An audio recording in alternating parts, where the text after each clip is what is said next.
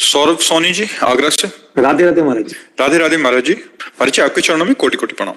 महाराज जी office के कार्य के दौरान कैसे हम अधीनस्थ अपने से छोटों पर क्रोध ना करते हुए काम करा सकते हैं? क्रोध करना चाहिए, हम ये नहीं कह रहे कि क्रोध नहीं करना, क्रोध का नाटक करना है, क्रोध करने की आवश्यकता है, ऐसा नहीं है कि नहीं है, ये हमारी सेवा है।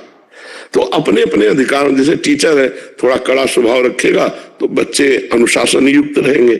जहां अनुशासनहीनता आ गई वो घर बर्बाद, जहां अनुशासनहीनता आ गई वो गांव बर्बाद, जहां अनुशासनहीनता आ गई वो देश बर्बाद, जहां अनुशासनहीनता आ गई वो अपना जीवन बर्बाद। अपने ऊपर अनुशासन, अपने जनों पर अनुशासन, लेकिन क्रोध का नाटक, क्योंकि भगवान सब में विराजमान। क्रोध का नाटक करने का मतलब होता है दोबारा आप उसके प्रति द्वेष भाव नहीं करेंगे।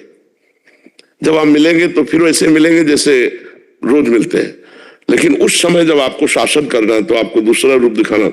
आपको जो कार्य है वो कार्य क्यों नहीं किया गया, इसकी गलती आप स्वीकार करो, और गलती स्वीकार करते हो तो इसका प्रायश्चित स्वीकार करो, और उसके प्रति कड़ा व्यवहार रखना पड़ेगा। नहीं तो फिर जैसे सरकारी काम है, अपने अपने अधिकारानुसार यदि कड़ा स्वभाव न रखें तो अराजकता फैल जाएगी, नहीं फैल जाएगी। तो हमें लगता है कि हम क्रोध असलियत में हृदय न जलावें, क्रोध का नाटक करें तो अच्छा रहेगा।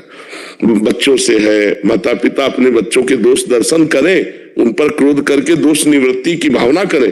टीचर अपने विद्यार्थी पर काम देखे कि विद्याध्ययन का काम प्रमादयुक्त तो नहीं है, नहीं तो फिर क्रोध करे।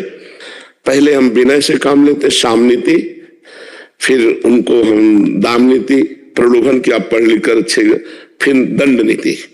दंड नीति आवश्यक है, इसीलिए 4 नीतियों में रखा गया, साम दाम दंड भेद, ये दंड रखा गया कि इसके द्वारा बहुत काम होते हैं। तो कोई नीच पुरुष है, नीच पुरुष का मतलब होता है नीच आचरण करने वाला, आप ऐसे बात कीजिए, भाई साहब आप जो चोरी किए वो वापस कर दीजिए, आपको नहीं करना चाहिए, आप अच्छे बनिएगा। वो बिल्कुल नहीं समझ, काम किया ऐसा, और जो कड़ा शासन किया तो अपने आप निकाल के भी दे देगा, और अगली बार डरेगा कि इस एरिया में हमें हाथ नहीं मारना चाहिए।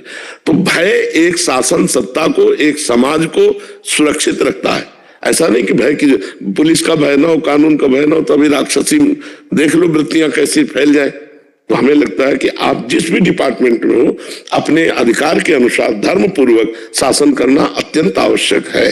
हाँ, अब उल्टा शासन न करें कि निर्दोष को दंड दे रहे हैं, दोषी को बख्श रहे हैं भेंट लेकर या किसी प्रलोभनवश भयवश, तो फिर वो अधर्म कार्य कहा जाएगा, नहीं तो ये धर्म कार्य है। जी।